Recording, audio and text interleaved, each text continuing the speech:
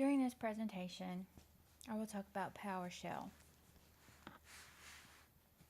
PowerShell is an automation and configuration management tool in Windows. And it uses command line. It uses command line and is associated with other scripting languages. The tasks are performed by different commands in the PowerShell system. It is easier to use and more efficient than the traditional command line in Windows. It is open source and cross-platform.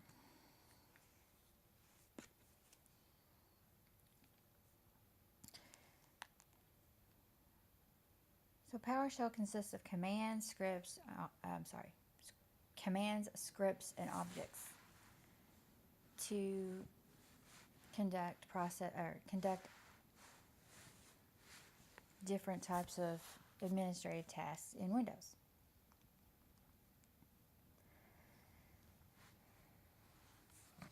PowerShell commands are the main commandlets that are used to start processes in an operating system. There are many, many commands that we could use in PowerShell. For example, get process. Get process displays all the currently running processes in the operation system. An example of that would be you could use it to see all the different tasks being performed by the RAM.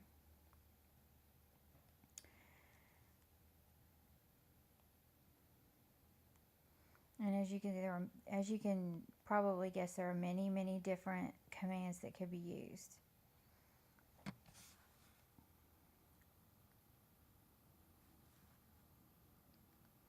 Get event log is a command that is used to parse computer event logs. So you could see, if you wanted to see what applications are running, you could use it for the, you can see the application log. There are several parameters available, but you can try out the command by simply providing the log switch followed by the name of the log file, whatever that is. In this instance, it's application. You don't really use this very often, but there are other commands that are very common.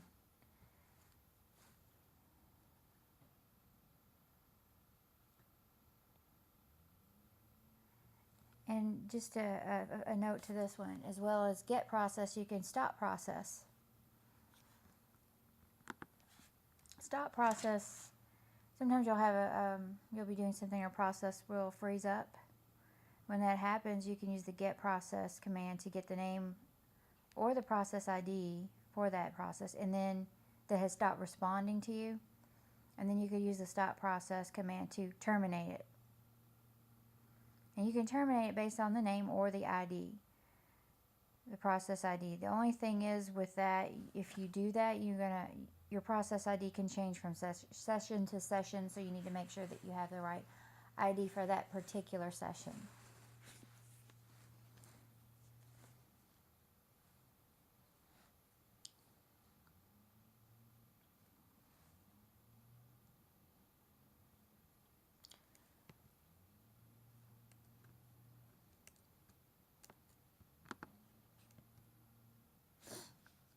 The one thing that, let me see if I can find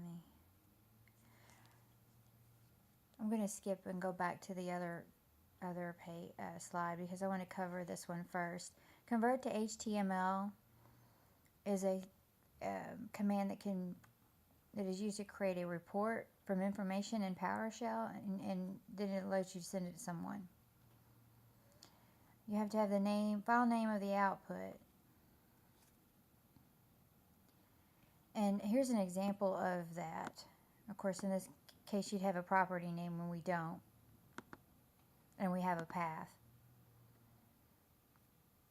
But you could also take information from that file and export it to an Excel file. And we do that by export CSV. CSV is the extension for a file that can be read by Excel. So in this case, you still have to provide output of a file name, just like when you did converting a file to HTML. But you use the export CSV for that. You could even further whittle down information. Let's say you had an Excel sheet with, let's say you had an HTML file with dates, names, addresses, and phone numbers. And then you decided to convert it to an Excel file using this method. And then you could further look for an object in that file, Excel file. Let's say you just wanted the addresses. And you could use the select object command. And then you can narrow it down by that object name and then store a file with that information in it only, the addresses. You could do that as well. So that's just a kind of shows you how many things you can do with these commands specifically.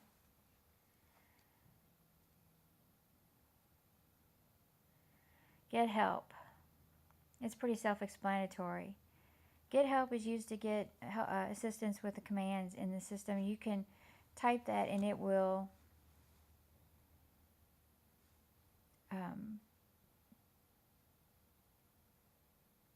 tell you how to use a command. For example, in this situation, in this example, we have, if you wanted to get help with the get process command, you would use get help name get process, and it would help you use that command. If you want to know how to get, it will give you the full command syntax. You can also use get help with individual nouns and verbs. If you want to find out all the commands you can use with the get verb type, get help, name and get, and then dash asterisk, name get dash asterisk. So that's a pretty, that helps you find out what commands you need to use or how to use them specifically.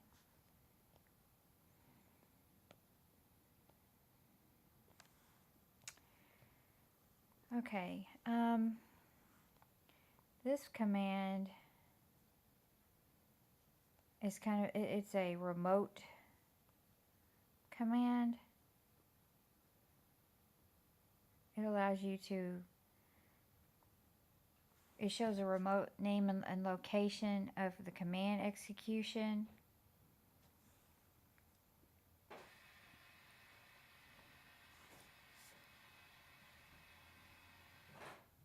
It basically starts an interaction session with the remote computer. That's the kind of the simple explanation for it.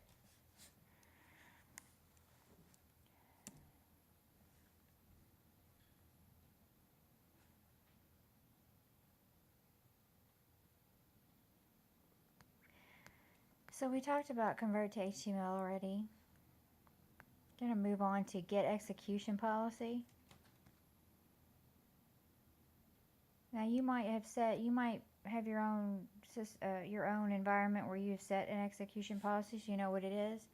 But what if you're working on a computer or a new environment like another server and you don't know what the execution policy is? Well, you need to know that before you start writing scripts. So this will get the execution policy of the computer you're working on so that you'll know what permissions you have when it comes to scripts.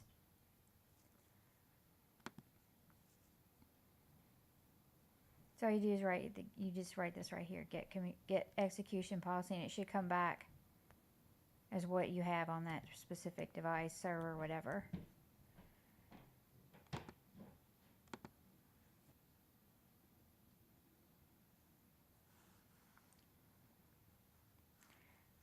A test connection is used to establish that a system is up and running before starting a process, because you want to make sure that before you start running processes, the computer that you're connecting to works and is ready to go ready to start a process. And here's an example of how you would actually write that out depending on the computer name.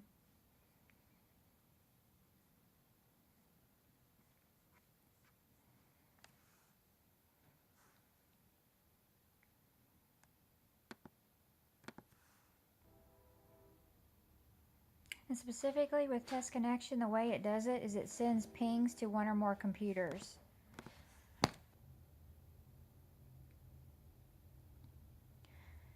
So we talked about get execution policy, but now we're going to talk about set execution policy. And that controls the level of security surrounding PowerShell scripts, which I kind of talked about earlier. But the levels are, there are 4 levels.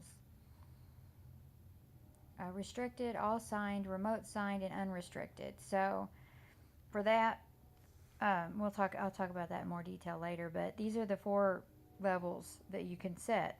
So you could set them by writing set execution policy and then restricted, or all signed, remote signed, or unrestricted.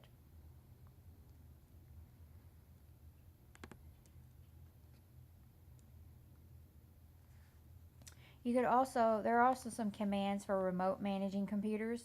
In this example, I've got 2 here, actually 3. Get volume and set. Volume can be used to mount or dismount different levels of data in the drives. So if you wanted to do that, you would type get volume and then the drive letter. You can restart and stop computers. Obviously you would hit restart computer where it shuts it down and restarts it, or stop to shut it down only, or bounce the remote machines as required. So those are some PowerShell commands.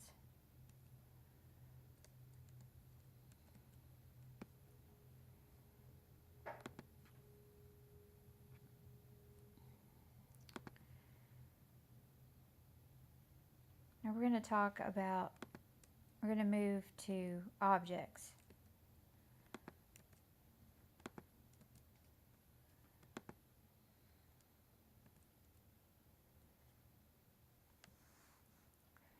And PowerShell objects are quantities of something that a programmer can use to differentiate consumers in PowerShell.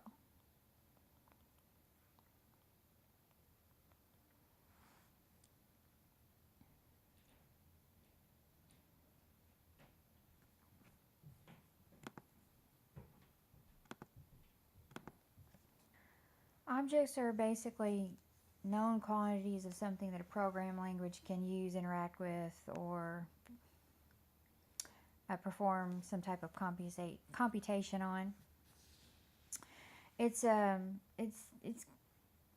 programmable, programmatic representation of anything, and it's either a property or a member type.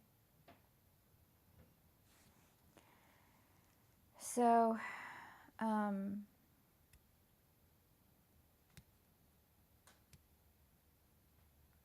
the property represents what attributes of whatever the object is representing, and methods describes the actions that the object can undertake. And this is .NET because basically what PowerShell is a form of that type of it's basically that programming language. It's based on the .NET framework. So, we can assign it. We can describe types of actions that it can do, or we can describe attributes that it has specifically. Our analogy for that, if you're making a car into an object, its properties would include engine doors and accelerator, brake pedals, steering wheel, headlights, and its methods would include turning itself on, the engine on, off, opening doors, closing doors, pressing the accelerator, turning the steering wheel, things like that. So it's just kind of a physical example of what what types of objects that we have.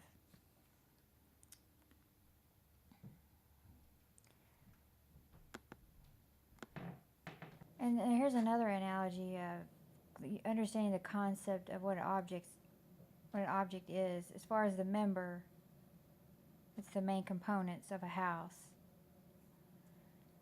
It's the property objects, and it's basically the analogy for what we talked about, property.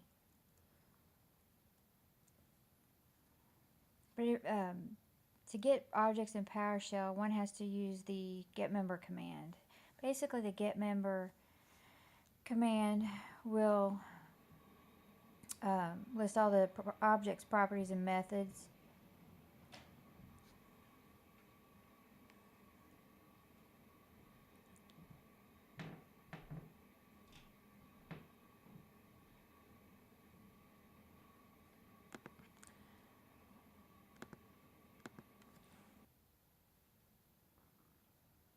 The getMember commandlet to view the objects, properties, and methods. There's a member type that lists whether it's a method or a property. What that does, that's the middle column when you type this in.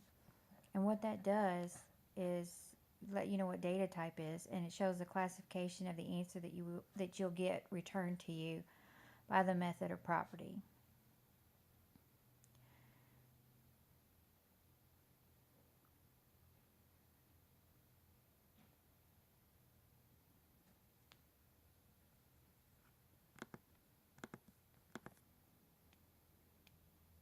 This is illustrated in the examples here.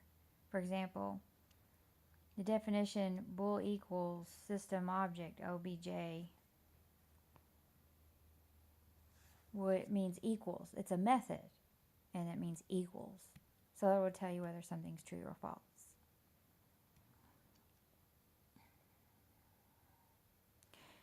And then the toString will bring a list of all the strings in a computer. Those are two examples of what we're talking about. So you can see objects can be named depending on the different actions that occur, such as the select object property, select multiple property for each object, which can be new object property, PS object, and array. So it just depends on what type of actions it's going to conduct. It's a method. And then to get an entire array of all objects, you can use the $collections to show a group of all objects present in the PowerShell and their properties.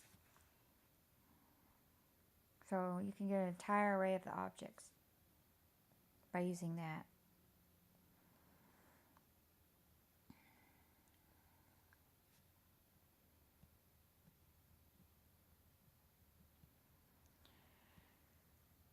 And system object creates an empty field which has no arrays and use the get method and get properties to add features and functions in the object.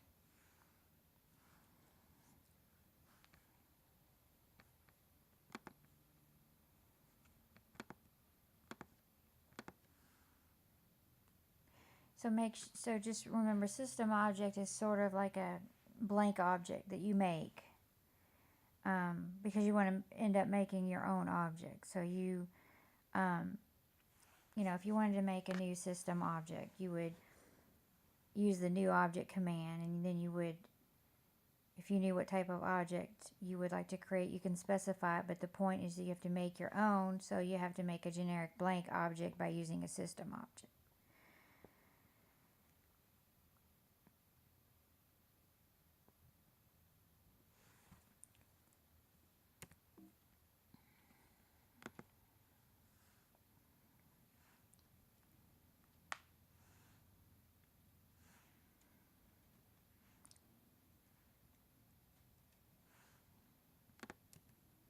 Okay, now we're going to go into scripts. So you have objects, you have commands. They're used in conjunction with each other to perform functions.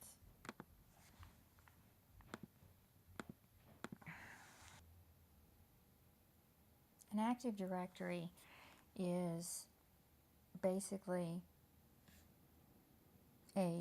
it stores information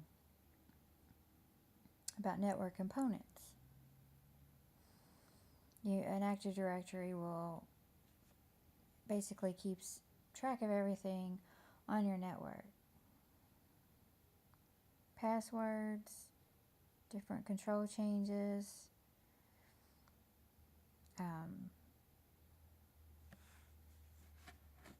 it is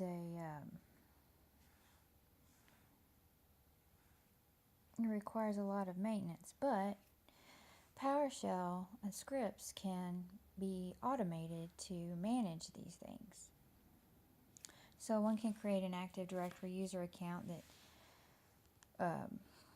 can automate certain tasks that have to be done manually, or could be done manually, but would be very impractical to do so and very time consuming and resource consuming.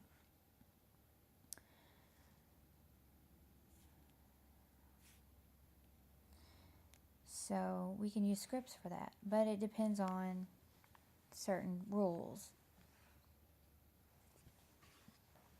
Those rules are those security levels we talked about earlier in the presentation, and we'll go over those right now. Restricted, remote signed, all signed, and unrestricted. Unrestricted pretty much speaks for itself. All scripts are allowed to run in the PowerShell command, signed or not. Restricted are where all the scripts do not run. And remotes is basically scripts that were created in the same host and are allowed to run, but other machines are only allowed to run if the publisher is trusted or approved. All signed means they're only allowed to run when signed by the publisher. So those have to be, depending on how those are set, will influence how many tasks can be automated by PowerShell scripts. Now remember, the Active Directory is basically, it's a method used by computer administrators to basically, manage software, passwords, patches, any kind of administrative task to keep a system running.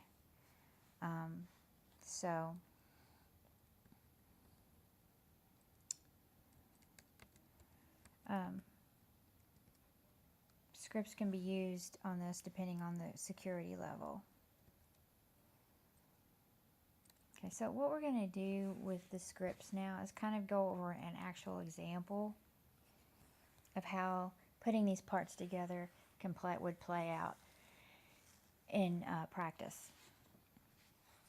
So basically what we found is the commands are used to show the main function required in the process, and the objects show the resource to be executed, and the string shows the path and the location of the file. So here's an example of putting these together. This one is get child item, so that's the command.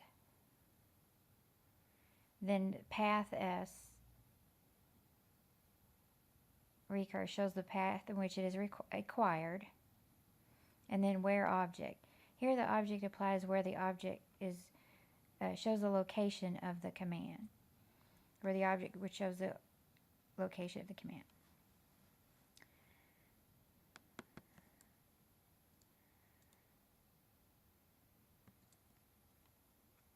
Another example, usually this used mostly with the convert to HTML command, where they have to input the file name. So another example to show how all the commands, scripts, and objects is, here's where object is last write time.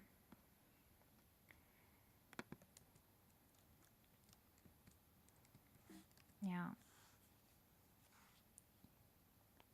there's another example that I want to talk about, and I'm going to explain how it kind of works in a practical, more practical way.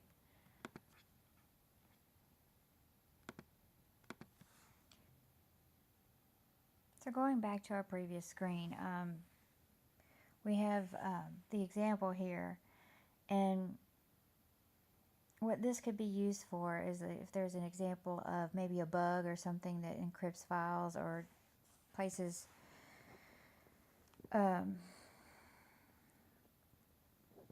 it wants to, maybe it's something like a ransomware, or you have to pay up or lose the access to those files or something like that.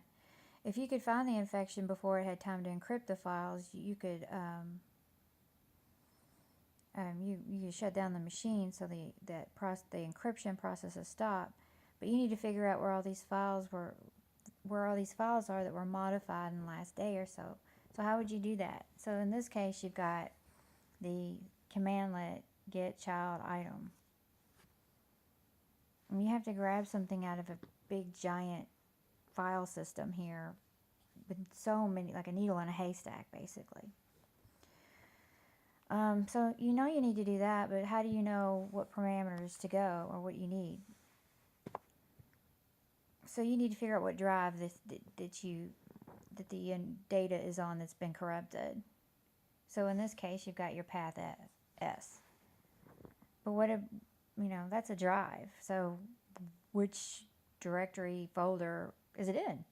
How would you know?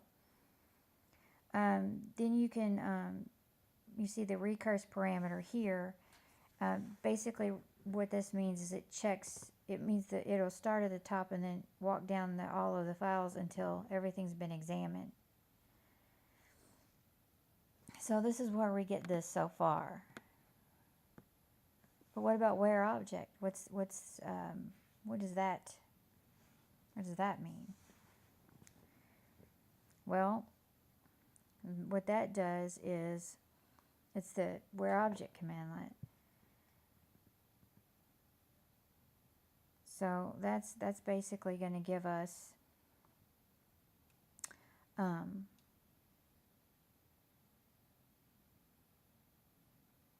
need to examine the list of files, so you're going to use the pipeline function to send that output into another commandlet.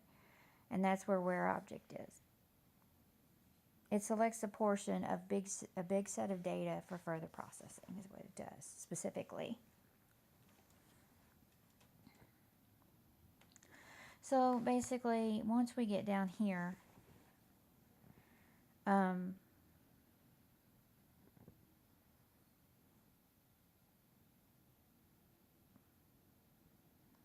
you have to, what you want to find out, since you know that you're looking for things that have been written in the last few days, you're going to do, or you have to use a $sign to represent the output of a previous commandlet that's being piped into a new commandlet. So that's why you have a period, a name of the property of the object that is represented by a $sign. But what is the object going to filter? That's the kind of, so at this point you need to tune the antenna, or they need to get more specific. You might want to use get member at this point to get more information on specific files. Now, you could do get member directory or get member file. You're going to get two directories there. The file is what you're looking for. So the second table, you have two properties that might be interesting. Last write time and last write time UTC. So in that case, you want to write last file time, because you don't really need to worry about time zones right now. You could if you in another situation, but here you're just doing last write time.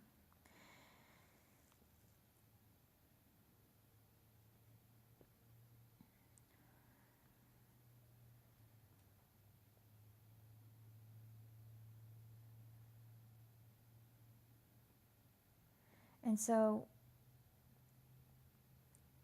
in that case, you want to know exactly what time. In this instance, you can use a comparison operator. LT is for less than and GT is for greater than. So if we want to know what was written in the last day or so, you can pick a date that was 2 days ago, and then you would want to know where the files were the last time. You would want to know the files where the last write time was greater than that day, was basically after that date.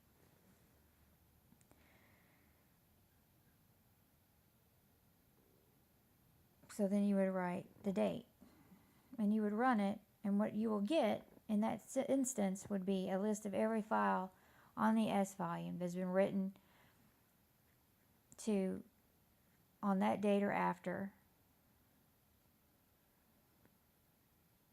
And that's how you use it. That's how you join together commands and objects into a script, an executable script, to find out a piece of information that you're looking for. In this case, you're looking for all the files that had been corrupted or basically modified since that date. And then looking in those specific files, you found a needle in a haystack, and then you can look and see if those files are corrupted and do whatever you need to do with those files. So that is how PowerShell can make things much simpler, and it is basically using the NetLink framework, but you can use it to automate tasks, controls, different things.